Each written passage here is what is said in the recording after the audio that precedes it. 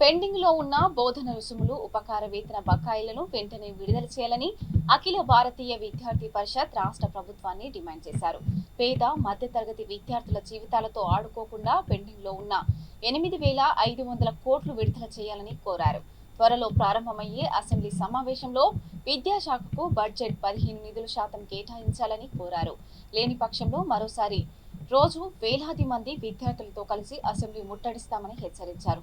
విద్యాశాఖ commission chairman Akunuri Murali ఈ ఫీజుల పథకాలను ఎత్తివేయాలని రాష్ట్ర ప్రభుత్వానికి సూచించడంపై మండిపడ్డారు. మతిస్థిమితం లేకుండా మాట్లాడుతున్న మురళిని పదవి నుంచి తప్పించాలని ఏబీవీపీ నాయకులు డిమాండ్ చేశారు.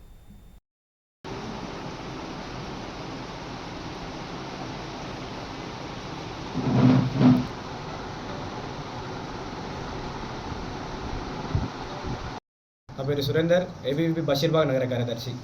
ఈరోజు తెలంగాణ రాష్ట్రంలో కాంగ్రెస్ ప్రభుత్వం ఏర్పడి దాదాపు 3 సంవత్సరాల కాలం దగ్గరకు వస్తున్నప్పటికీ ఈ యొక్క స్కాలర్షిప్లు, ఫీజు రియంబర్స్మెంట్లు దాదాపుగా 8,500 కోట్ల రూపాయలు పెండింగ్లో ఉన్నవి.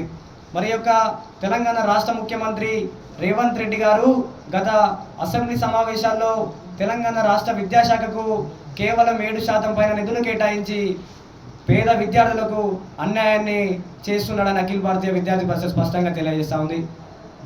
మనం చూసుకున్నట్లయితే అవతల పక్క రాష్ట్రాలైనటువంటి చిన్న చిన్న ఈశాన్య రాష్ట్రాలకు సైతం ఆ యొక్క రాష్ట్ర బడ్జెట్లలో 14-15% బడ్జెట్లు కేటాయిస్తూ ఉంటే, కానీ ఇంత పెద్ద తెలంగాణ రాష్ట్రమైనటువంటి తెలంగాణ రాష్ట్రంలో విద్యాశాఖకు కేవలం 7% నిధులు ఇచ్చి విద్యార్థులకు తీరని అన్యాయం చేసిందని అఖిల భారతీయ విద్యార్థి పరిషత్ స్పష్టంగా తెలియజేస్తూ ఉంది. మనం చూసుకున్నట్లయితే ఈ యొక్క తెలంగాణ రాష్ట్రంలో బర్లకు, గొర్రెలకు, బార్లకు మద్యానికి మంత్రి ఉండగానే తెలంగాణ రాష్ట్ర రూపురేఖలు మార్చేటటువంటి విద్యాశాఖకు మంత్రి లేకపోవడం ఈ యొక్క తెలంగాణ రాష్ట్రము సిగ్గుచేటు. కాబట్టి అఖిల భారతీయ విద్యార్థి పరిషత్ ఒకటే స్పష్టంగా తెలియజేస్తా ఉంది, పెండింగ్ లో ఉన్నటువంటి 8,500 కోట్ల రూపాయల ఫీజు రియంబర్స్మెంట్లను వెంటనే విడుదల చేయాలి.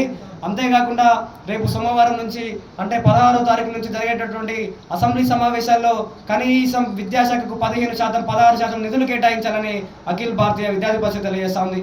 ఒకవేళ నువ్వు కనుక అదే మొదటి రోజు అసెంబ్లీ సమావేశాల్లో కనీసం 15% నిధులు విద్యాశాఖ కేటాయించకుండా మాత్రం 17వ తారీఖు నాడే అఖిల భారతీయ విద్యార్థి పరిషత్ లక్షలాది మంది విద్యార్థులతో అసెంబ్లీ నుంచి నీ మెడలొంపి అయినా సరే అఖిల భారతీయ విద్యార్థి పరిషత్ విద్యాశాఖకు 15% నిధులు కేటాయించుకుంటామని అఖిల భారతీయ విద్యార్థి పరిషత్ తెలియజేస్తా ఉంది.